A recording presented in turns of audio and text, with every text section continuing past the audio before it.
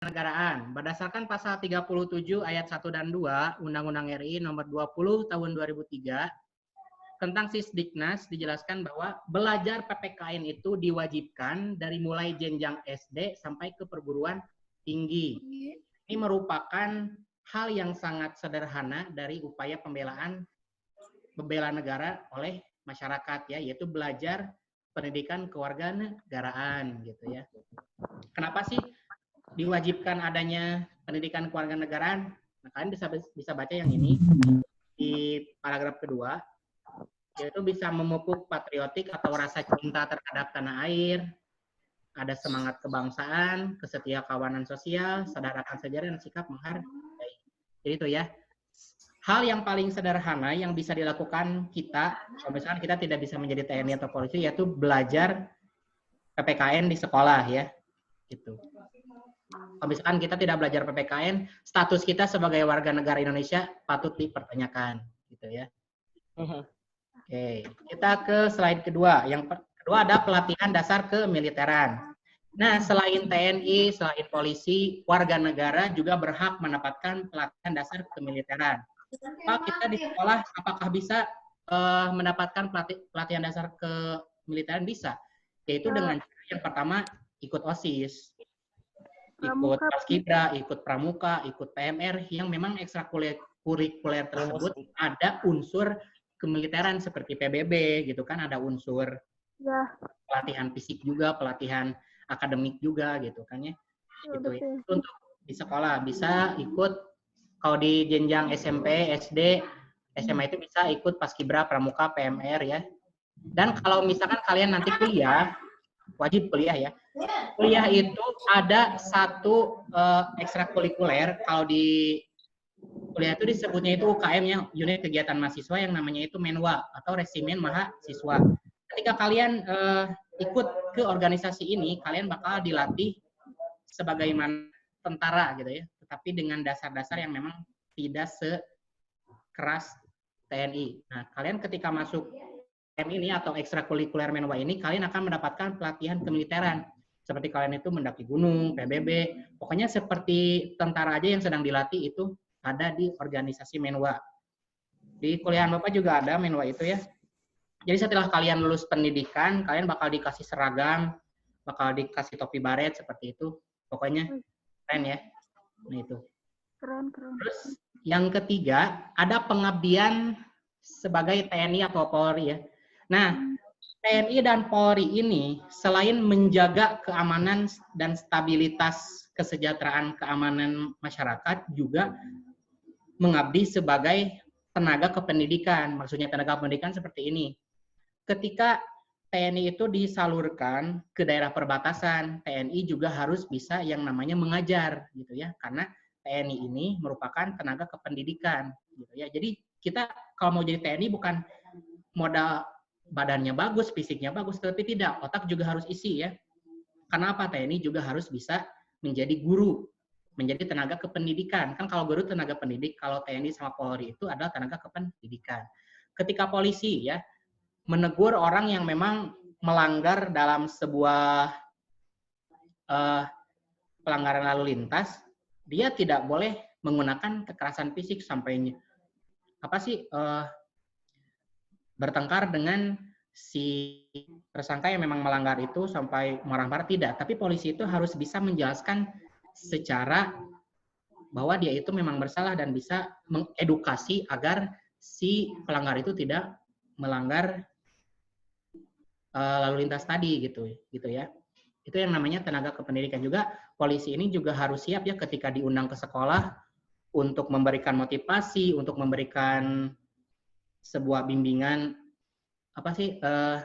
perilaku yang baik, terus sosialisasi narkoba. Polisi harus bisa berbicara di depan, mengajarkan anak-anak untuk agar tidak melakukan hal-hal tersebut ya.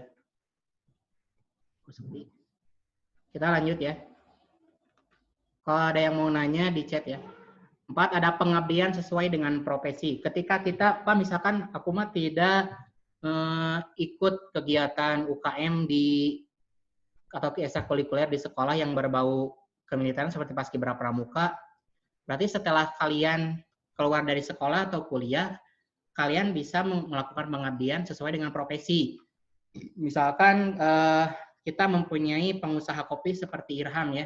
Irham bisa membuka lapangan pekerjaan, itu juga merupakan sebuah bentuk bela negara, bisa menyelamatkan perekonomian masyarakat Pangalengan, misalkan seperti itu, dengan membuka lowongan pekerjaan. Terus misalkan ada Yunita sebagai, dia mau cita-cita sebagai dokter. Nah, sebagai dokter dia juga harus menjalankan apa yang menjadi posisi dia. Sekarang kan dokter menjadi garda terdepan ya, dokter perawat menjadi garda terdepan melawan COVID-19. Itu merupakan sebuah bela negara gitu kan. Terus ada misalkan Kiki mau menjadi arsitektur, dia bisa. Dia membuat bangunan untuk misalkan mendirikan jalan tol untuk mobilitas warga negara Indonesia yang lebih baik lagi, mendirikan banyak bandara untuk supaya koneksi terhadap satu pulau dan pulau lain itu makin lancar. Nah, seperti itu ya. Terus misalkan ada Arman mau menjadi guru misalkan. Dia harus menjadi guru yang memang mendidik siswanya menjadi anak yang berprestasi seperti itu ya. Nah, itu. Ada yang ditanyakan? Halo? Kita kemana sih?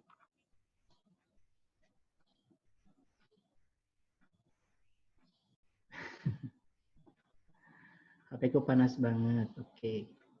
Jangan lupa dikerjakan papernya ya. Siap. Insya Allah. Bapak, tapi di aku belum ada Apa? soalnya.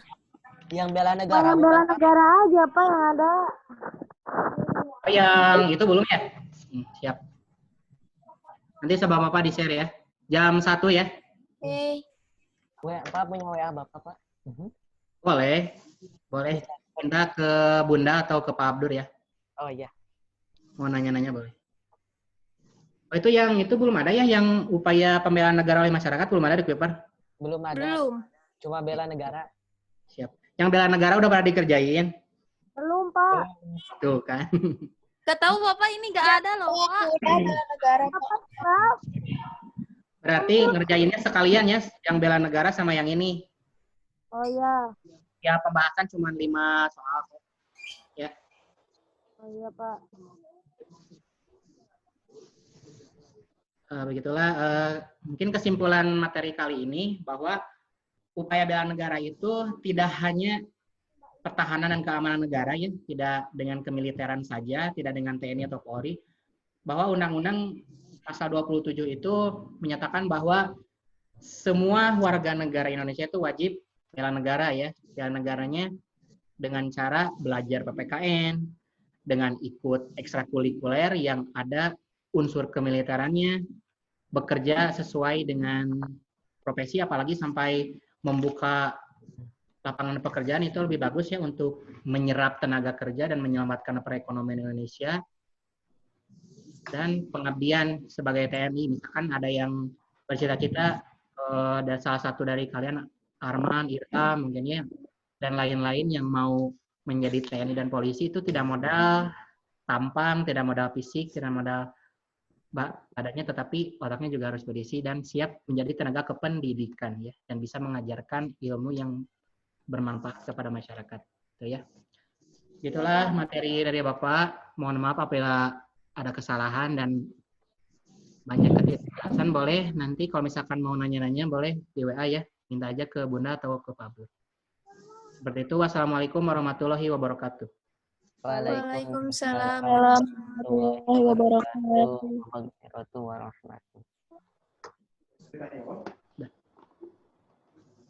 Sudah siap.